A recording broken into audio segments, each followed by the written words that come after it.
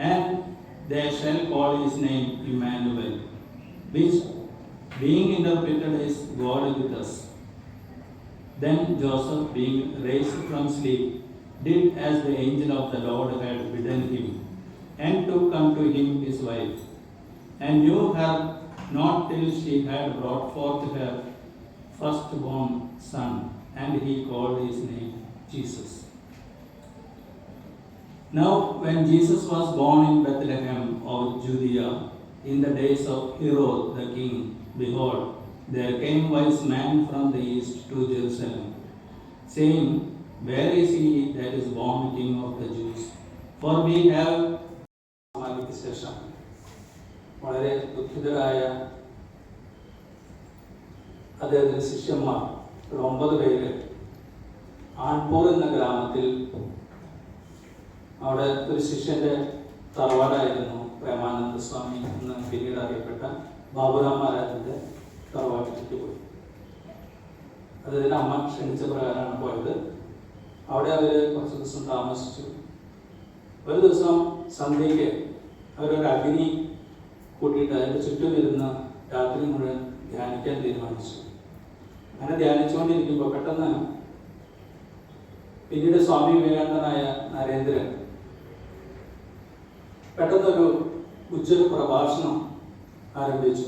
അത് യേശുക്രിസ്തുവിനെ പറ്റിയും തൻ്റെ ത്യാഗത്തിനെ പറ്റിയും സ്നേഹത്തിനെ പറ്റിയുമായിരുന്നു. ആ ഉജ്ജ്വല പ്രസംഗം കഴിഞ്ഞു.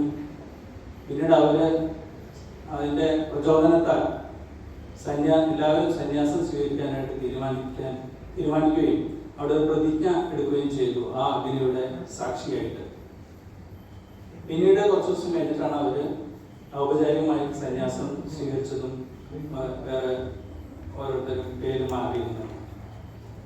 അപ്പോൾ അതിൻ്റെ ആ സന്യാസ പരമ്പര ആരംഭിച്ചത് പിന്നീടാണ് അവർ റൂമിൽ പോയിട്ടാണ് പിന്നെ മനസ്സിലായത് അന്ന് ക്രിസ്മസ് ഈവായിരുന്നു.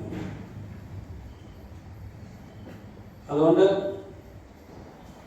നമ്മുടെ ആശ്രമത്തിലെ സാധുക്കൾക്ക് ഏറ്റവും പ്രധാനമായ ഒരു ദിവസമാണ് ക്രിസ്മസ് ഈവ്. അതുകൂടാതെ നമുക്കറിയാം, ശ്രീരാമകൃഷ്ണദേവൻ തൻ്റെ കാളി ദർശനത്തിന് ശേഷം അദ്ദേഹം മറ്റു ഹിന്ദു ധർമ്മത്തിലെ പല ഇത് പ്രാക്ടീസ് ചെയ്തു. വൈഷ്ണവ മതങ്ങളും മറ്റുള്ള എല്ലാം പ്രാക്ടീസ് ചെയ്തതിന് ശേഷം അദ്ദേഹത്തിന് ആഗ്രഹമുണ്ടായി ക്രൈസ്തവർ എങ്ങനെയാണ് ആരാധിക്കുന്നതെന്ന് അറിയണം, അതുപോലെ മുസ്ലിങ്ങൾ എങ്ങനെയാണ് ആരാധിക്കുന്നത് അറിയണം. അങ്ങനെ എല്ലാത്തിനും അദ്ദേഹത്തിനെ ഗൈഡ് ചെയ്തിരുന്നത് മഹാകാളി തന്നെയായിരുന്നു. ആ മഹാകാളിയുടെ നിർദ്ദേശപ്രകാരം അദ്ദേഹം ക്രൈസ്തവ ഇത് നിരീക്ഷിക്കാൻ തുടങ്ങി. അദ്ദേഹം തൻ്റെ കൂട്ടുകാരൻ്റെ ഒരു വസതിയുണ്ട് ദക്ഷിണേശ്വരത്ത്, അവിടെ പോയിരുന്ന് ബൈബിള് കേൾക്കാറുണ്ടായിരുന്നു. അങ്ങനെ ബൈബിള് അവിടെ പൂമുഖത്ത് ഒരു വലിയൊരു ഫോട്ടോ വെച്ചിരുന്നു, ഒരു മേരിയുടെ മടിയിലിരിക്കുന്ന യേശു ക്രിസ്തു, ശിശു ക്രിസ്തു.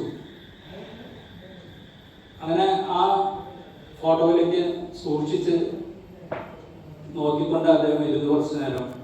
പെട്ടെന്ന് ആ ഫോട്ടോ അത് ശരിക്കും ജീവനോട് കൂടിയിരിക്കുന്ന ഒരു യേശു ക്രിസ്തുവായിട്ട് അദ്ദേഹം കണ്ടു. പിന്നെ 3 ദിവസം അദ്ദേഹത്തിന് വേറൊരു ചിന്തയുണ്ടായിരുന്നില്ല, അമ്പലത്തിൽ പോയില്ല. എല്ലാം എപ്പോഴും ക്രിസ്തുവിനെ പറ്റിയുള്ള ചിന്തകളായിരുന്നു മനസ്സിലുള്ളത്.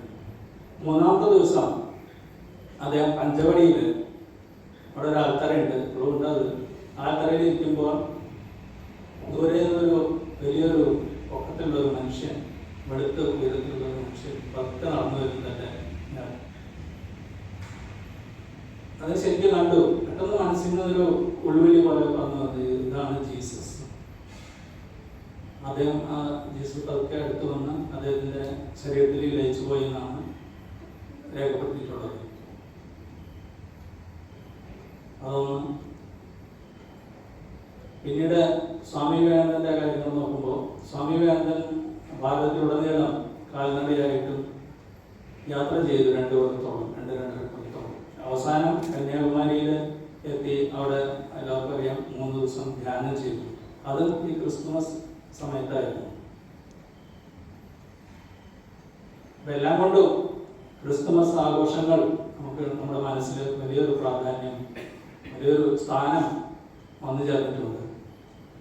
വിവേകാനന്ദന് വലിയ ബഹുമാനമായിരുന്നു ക്രിസ്തുവിനോട്. അദ്ദേഹം ഒരിക്കൽ പറഞ്ഞിട്ടുണ്ട്, ഇപ്പോൾ യേശു ക്രിസ്തു ജീവിച്ചിരിക്കുന്നുണ്ടെങ്കിൽ ഞാൻ അദ്ദേഹത്തിൻ്റെ പാദങ്ങൾ കഴുകിയതിന് എൻ്റെ ഹൃദയ രക്തം കൊണ്ട് എന്ന് പറഞ്ഞു.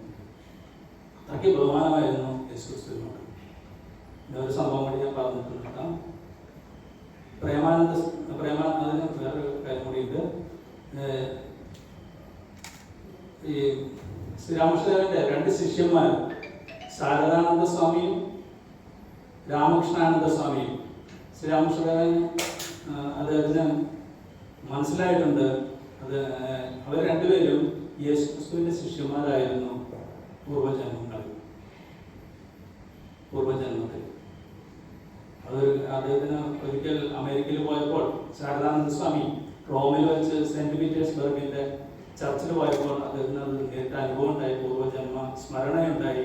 അവിടെ ബോധം നശിച്ച് കുറച്ചു നേരം ഇരുന്നു. അങ്ങനെ ഒരു സംഭവം രേഖപ്പെട്ടിട്ടുണ്ട്. പിന്നീട് പ്രേമാനന്ദ സ്വാമി അവരുടെ വീട്ടിൽ വെച്ചാണ് ഈ പ്രതിജ്ഞ എടുത്തത്. ആ പ്രേമാനന്ദ സ്വാമി കുറേ കാലം കഴിഞ്ഞിട്ടാണ് പൂരിയിലെ ജഗന്നാഥ ക്ഷേത്രത്തിൽ ഒരിക്കൽ വന്നു. അപ്പോൾ അന്ന് സന്ധ്യയ്ക്ക് ഒരു ക്രിസ്ത്യൻ പാതിരി ആ അമ്പലത്തിന് മുമ്പിൽ നിന്നിട്ട് ഹിന്ദുക്കളെയൊക്കെ ക്രിറ്റിസൈസ് ചെയ്തുകൊണ്ട് വിമർശിച്ചുകൊണ്ട് ഒരു പ്രസംഗം നടത്തിക്കൊണ്ടിരിക്കുകയാണ്. എല്ലാവരും അന്ന് ഇംഗ്ലീഷുകാരുടെ ഭരണമാണ്, എല്ലാവർക്കും പേടിയായിരുന്നു. അവിടുത്തെ പാണ്ഡവർ പൂജാരിമാർക്കൊക്കെ എന്തെങ്കിലും എതിർത്ത് സംസാരിക്കാൻ പേടിയായിരുന്നു. അപ്പോൾ പെട്ടെന്ന് ഇദ്ദേഹത്തിന് വിഷമം തോന്നി പ്രേമാനന്ദ സ്വാമിക്ക്. അദ്ദേഹം എന്തിനാണ് ഹിന്ദുക്കളെ വിമർശിക്കുന്നത്? എന്നിട്ട് അവിടെ നിന്നിട്ട് ഹരിബോൾ ഹരിബോൾ എന്ന് വിളിച്ച് പറഞ്ഞു. അപ്പം അത് ഏറ്റു ചൊല്ലി എല്ലാവരും. അങ്ങനെ ആ മീറ്റിംഗ് അവിടെ അവസാനിച്ചു. ആ പാതിരി തിരിച്ചുപോയി.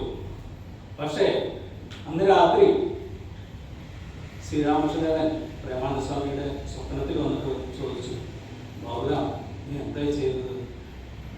നീ എന്തിനാ അയാളെ ഡിസ്റ്റർബ് ചെയ്തത്? അദ്ദേഹം പറയുന്നത് എൻ്റെ ഉപദേശങ്ങൾ തന്നെയായിരുന്നല്ലോ. നീ നാളെ തന്നെ പോയിട്ട് ഇതിനോട് മാപ്പ് പറയണം.